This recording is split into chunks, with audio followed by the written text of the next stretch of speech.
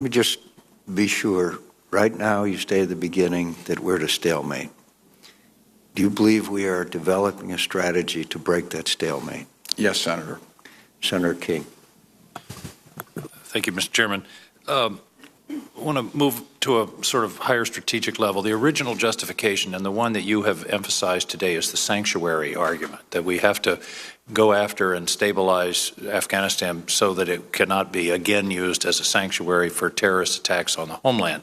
My concern about that strategy is that if it's not Afghanistan, it could be somewhere else. That's a strategy that could justify significant investment and occupation, if you will, and I don't use that in a military term, but presence in, Libya, Iraq, Syria, Mali, Eastern Pakistan.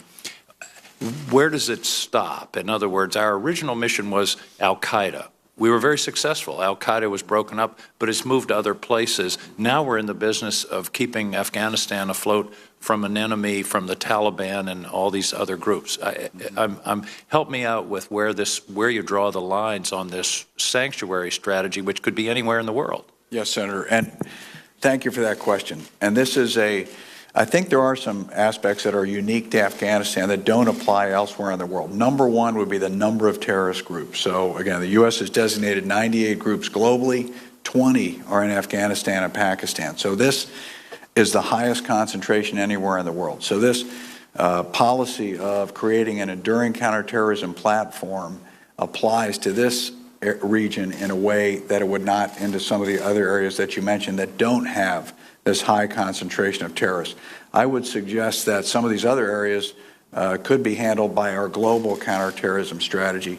And I don't want to speak for General Thomas, the Special Operations Commander, or the Chairman or the Joint Staff. I know they're working on this, but this is, we think because of the high concentration of terrorist groups in this region, that it would necessitate an enduring counterterrorism platform. The conditions in this region also lend themselves to the growth of these organizations. These 20 groups sit on top of a population between Afghanistan and Pakistan of over 200 million people. 70% of them are under the age of 30. Employment is low. There's radical forms of Islam. Fertile ground. And so it's like a petri dish, if you will, into which you drop the 20 strands of DNA of these terrorist groups. And then what we see happening is convergence and growth and connections develop between these. But you understand the concern. Yes, sir. And I think you've articulated why Afghanistan. Let me change the subject somewhat. As I understand, opium production is up. Yes, sir. The fields are up. I would argue that we're being invaded every day. We're losing 4 people an hour in this country to overdose deaths. Heroin, opium, grown in places like Afghanistan.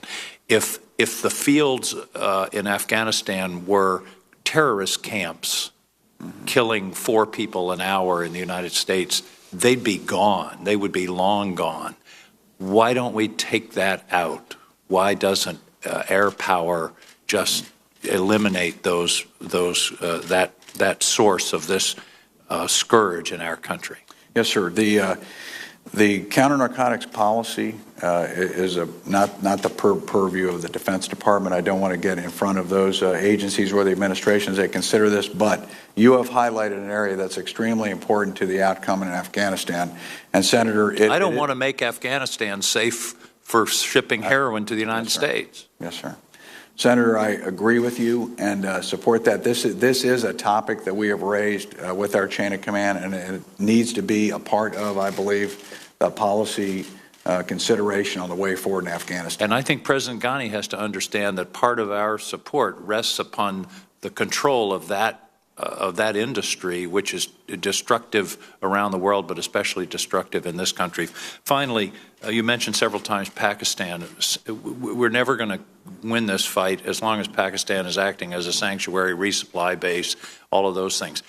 What can we do to get Pakistan off the dime on these issues? They were good in Waziristan, but as you pointed out, there are plenty of areas they've left untouched.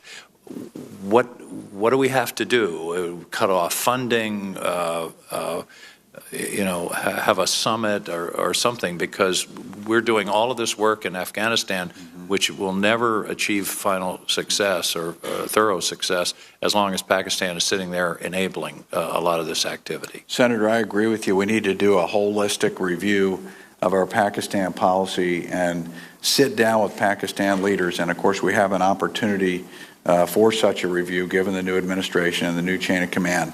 And we have many areas where we could be working together in our mutual benefit. And I think this is key to the future. I know I'm personally committed to this and working with my Pakistani counterparts. I know that President Ghani wants to work with Pakistan towards a peaceful resolution. And in my initial conversations with my chain of command, this is a high priority for all of us. Well, Pakistan is a substantial recipient of U.S. Yes, sir. foreign aid, and it seems to me there ought to be some connections drawn because they're endangering American lives and the viability of the country of Afghanistan. Thank you very much, Mr. Chairman.